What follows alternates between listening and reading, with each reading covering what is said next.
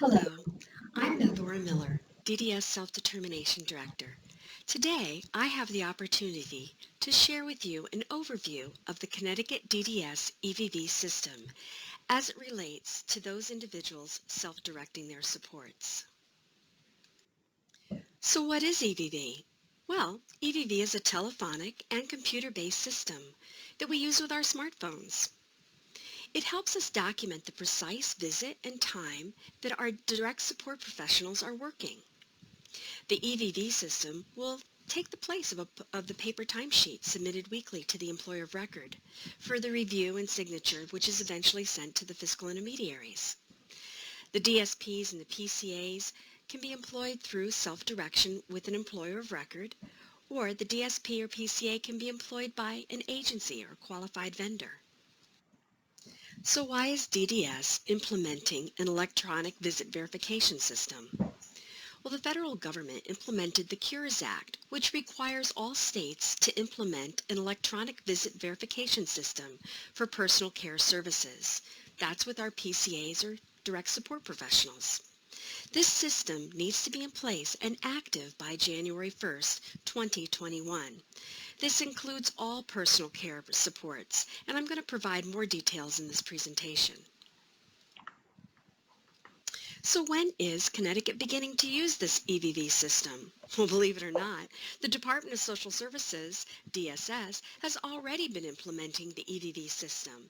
You may have heard about it through the Community First Choice Program, the Connecticut Home Care Program for Elders, the Acquired Brain Injury, PCA, and autism waivers are all using EVV's system.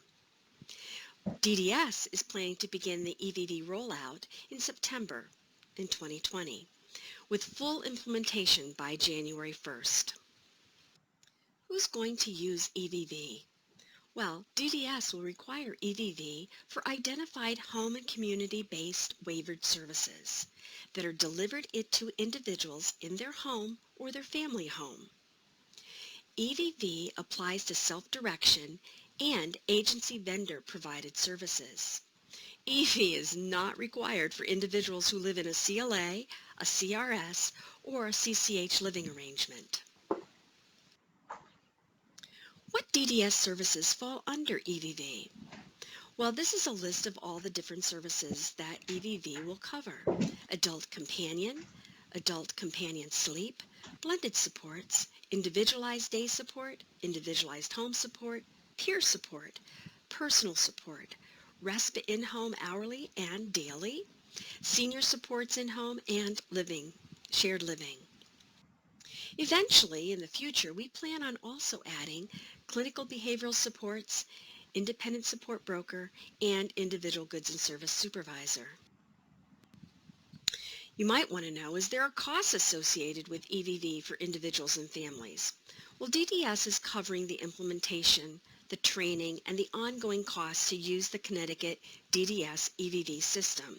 However, there may be a cost associated with supporting the technology, such as a landline if one is needed.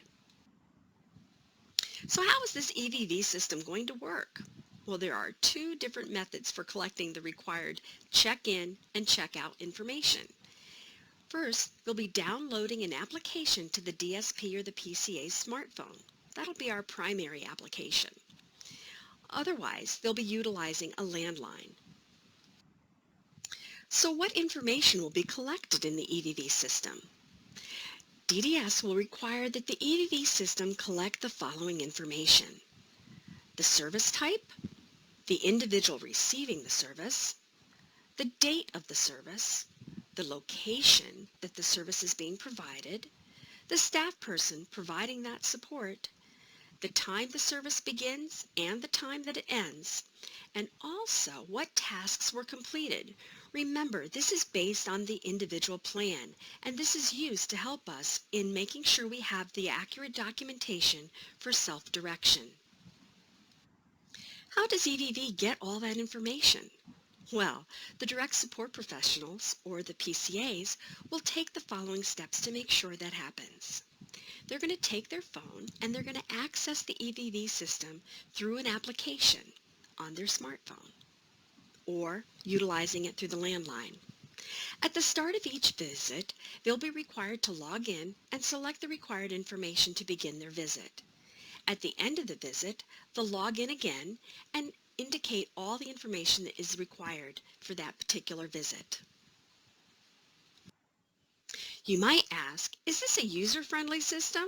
Well, yes, it is. At least DSPs have indicated they like this new system, and it's easy to use.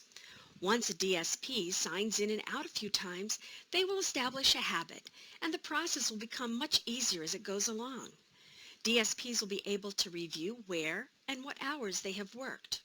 There's also a great additional benefit to this. It's not having to worry about getting those weekly timesheets in on time to their employers of record, since it's all going to be done electronically. So what's the employer of record's responsibility for EVV? Well, the employer of record is responsible for approving the employee's time that it's recorded within the EVV system. The employer of record will sign on to the SANdata Access Portal, their dashboard, either through their computer or their own smartphone. They're going to review the staff hours, review the services that have been provided, and confirm that all the information that's been documented is accurate.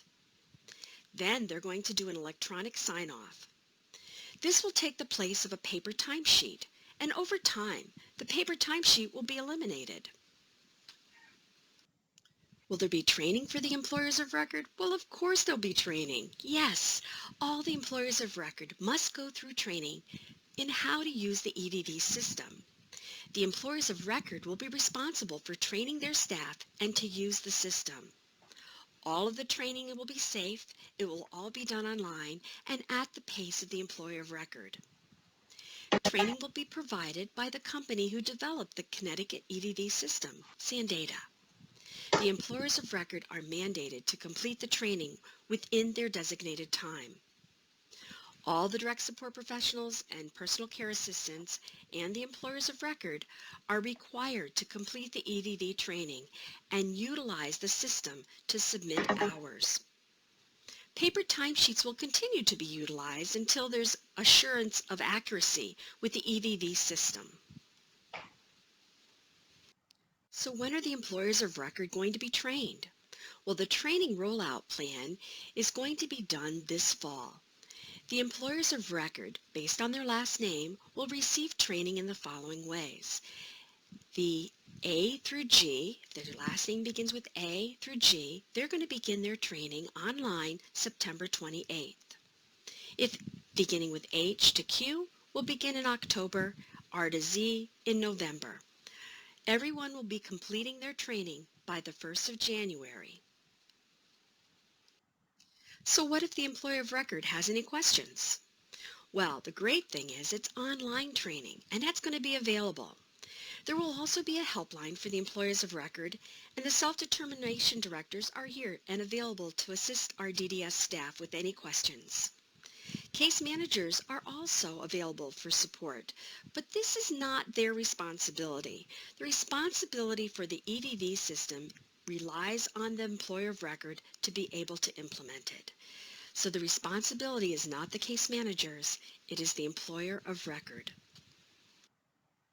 This is just an overview of the EVV system, so you have a basic understanding on how it will work.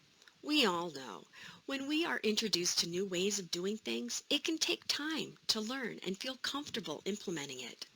We know this is new, but over time it will be easier and an easier system for documenting our direct support professional support and assisting the employers of record in assuring the accuracy of their services.